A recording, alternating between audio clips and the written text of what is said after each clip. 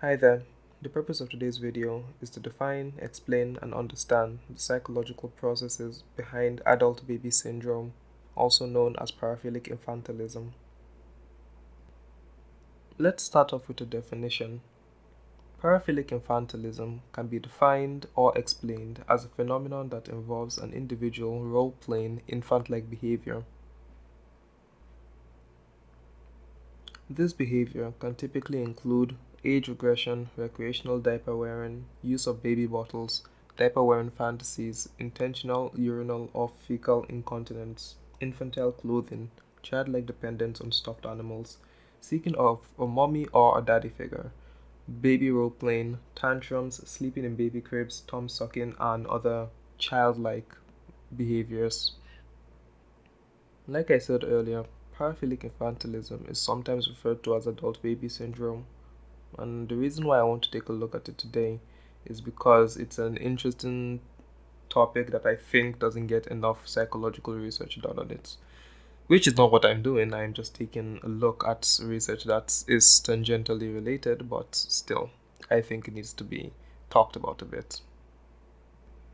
But it should be mentioned that from the research I did find, it seems as though clinicians tend to have a hard time dealing with people who role play as babies, especially during therapy sessions or during assessment.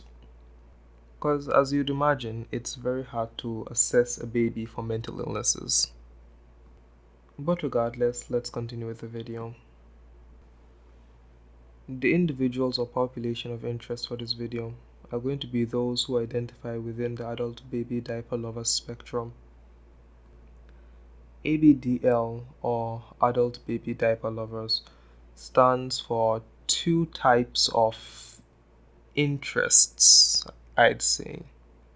Adult babies are people who participate in infant role play, and diaper lovers are people who, as the name implies, wear diapers. From my understanding, it may seem weird for an adult to wear diapers and pretend to be a baby, laying in a crib, laying in a bed, drinking from a baby's bottle, or sucking on a pacifier. But regardless, there are people who do this, and these people are typically identified as adult babies or diaper lovers. This is because there tends to be an overlap between the two subgroups because it's not a homogeneous community. So let me try to keep this short. Paraphilic infantilism isn't identified or defined in the defense.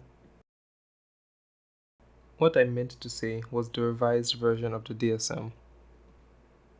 Let me give a quick rundown for those who don't know what the DSM is. The DSM is the Diagnostic and Statistical Manual of Mental Disorders. It is pretty much known as the Holy Grail for psychologists and psychiatrists. It's a tool that is used to help assess and diagnose mental disorders, and it is regularly updated by the APA. If we're going to find out anything about paraphilic infantilism as a mental disorder, it is best to start here at the DSM.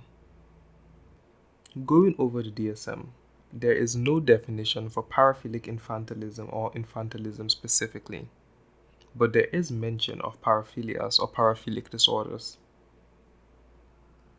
Paraphilia, as described in the revised version of the DSM-5, denotes any intense and persistent sexual interest other than sexual interest in genital stimulation or preparatory fondling with phenotypically normal, physically mature, and consenting human partners.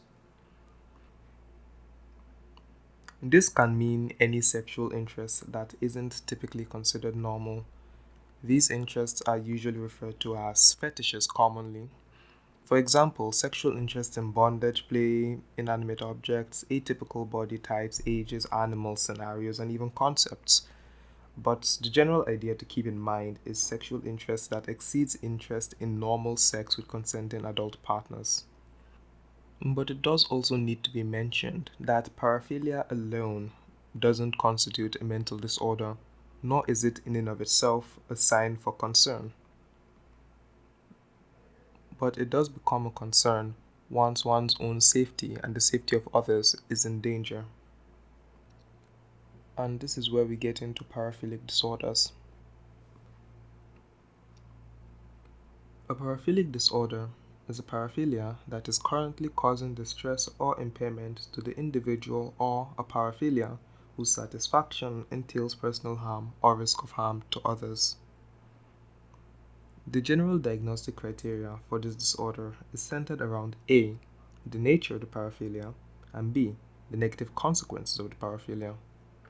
I will go over paraphilias and paraphilic disorders in another video.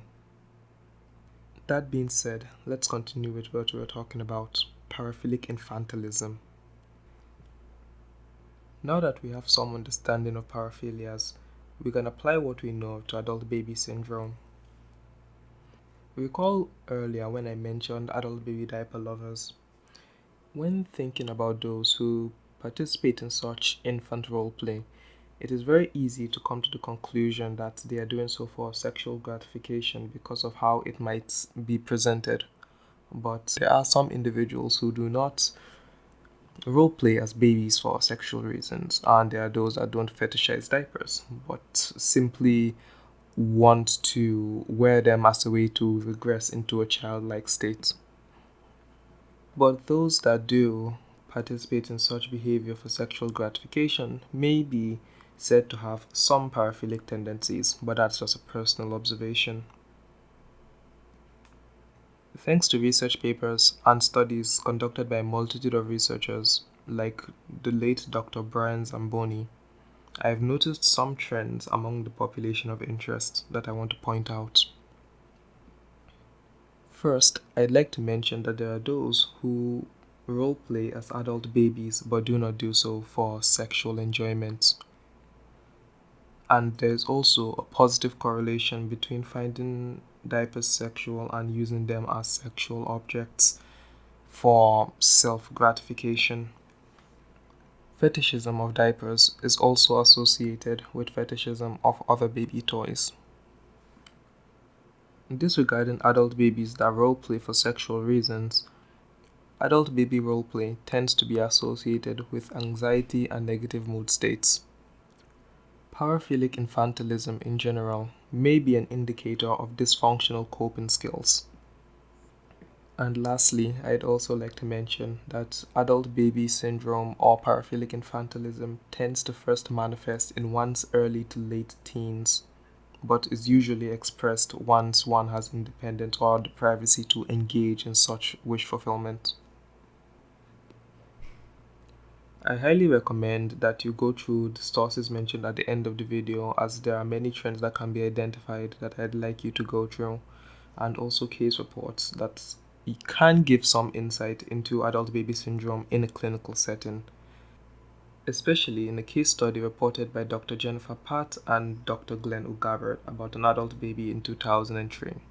It is a really good read. I recommend it a lot.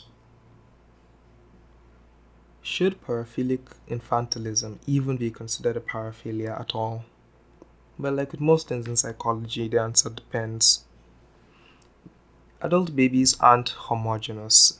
Many of them have many different interests and many of them have many different intentions.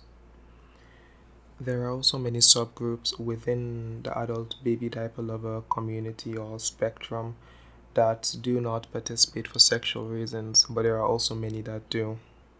In general, no, I don't think paraphilic infantilism would constitute the definition of a paraphilia because, again, it is not inherently sexual. But it would be classified as a paraphilia if it did have some sexual intention behind it, which I will admit a sizable percent of them probably are doing it for sexual reasons, but who am I to make an assumption? There are many different subgroups and subcultures among adult babies. There are adult babies who participate in cross-dressing, there are furry adult babies, there are adult babies that like to participate in BDSM, and many, many more. You can take a look for yourself and figure it out. I just want to leave it at that. Another concern that I thought would be important to talk about is whether paraphilic infantilism is pedophilia or has a relation to pedophilia. There may be a concern that paraphilic infantilism has some risk for nepiophilia, but I haven't really found any data that suggests that an attraction to baby toys or baby related items might correlate to a sexual interest in babies themselves. Since nepiophilia would refer to a sexual interest in babies, which is not a descriptor for paraphilic infantilism, I'd say that adult baby syndrome in general is not paraphilic on its own. Because again, adult baby syndrome or adult baby role play does not actually involve children. More so, it involves regressing to a childlike state. As for what causes paraphilic infantilism or what causes people to get into adult baby role play, the answer varies from person to person, but you can look at it from different psychological perspectives. One being the psychodynamic theory of regression. But if you really want to know what causes a person to behave such a way, why not ask them yourself? Everybody I have asked or talked to about this topic seems to have the idea that it is strange to wear diapers and act like a baby even though you're a full grown adult. I will not give my personal opinion on such a discussion, but I do think that it is best to keep an open mind because at the end of the day, whether it's a weird, obscure fetish or a strange behavior, if nobody is being harmed, then I am of the opinion that maybe you should, give it a pass. But then again, my opinion doesn't really matter much on the subject.